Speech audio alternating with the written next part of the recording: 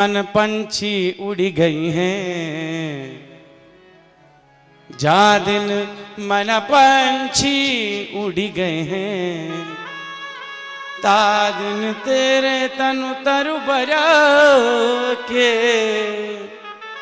ता दिन तेरे तनु तरु बर के,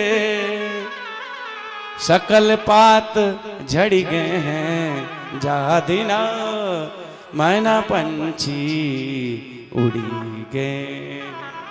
अच्छा देखिए, हमारे समाज में एक बड़ी विचित्र बात है।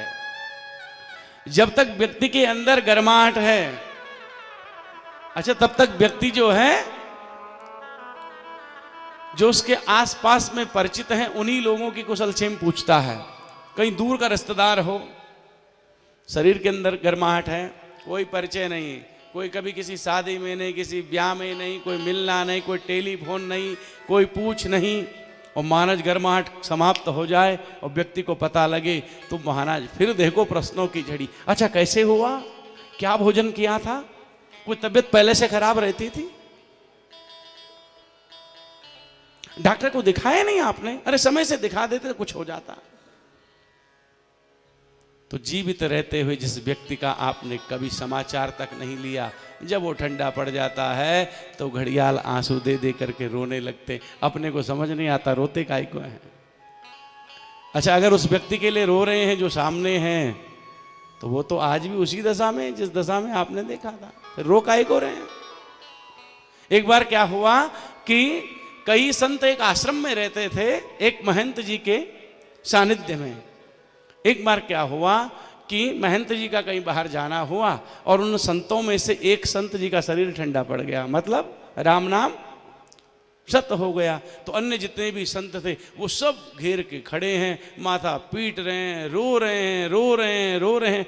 और महंत जी आए, पूछा, अरे भैया ये चोर चिल्ली क्यों हो रही, रो क्यों रहे हो, बात क्या है। बोले महाराज वो अपना रामदास था ना, वो अब नहीं रहा। बोले क्यों, रामदास को क्या हुआ, रामदास तो सामने पड़ा है।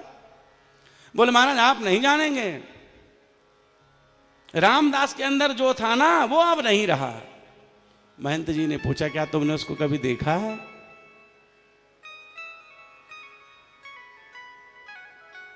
जिसके लिए तुम रो रहे हो, क्या तुमने उसको कभी देखा है। बोले महाराज देखा तो नहीं। तो जिसको देखा भी नहीं है उसके लिए रो रहे हैं, और जिसको देखा वो तो सामने ही है। तो शरीर की जो ये गर्माहट है वही चैतन्यता है। एक व्यक्ति ने क्या किया, पत्नी से कहा, बोले हम जब तक घर पहुंचते पानी गर्म करके रखना, आज गर्म पानी से नहाएंगे। अच्छा व्यक्ति समय पे घर पहुंच गया, पत्नी से पूछा पानी गर्म हो गया, बोले हाँ पानी गर्म है।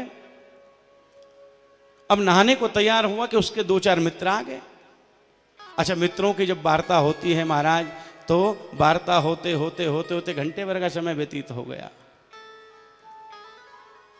मित्र चले गए तो महाराज जहां स्नान का जल रखा था वहां गया और एक मग्गा ऊपर डाला, पानी बिल्कुल एकदम ठंडा। 100 गाली पत्नी को सुना दी, बोले दिन भर पड़ी रहती हो घर में, एक पानी भी गर्म तुमसे नहीं होता। बोले श्रीमान जी मैं तो पानी गर्म की थी, इसमें गलती आपकी है, आपके मित्र आ गए, आप बात में बने रहे।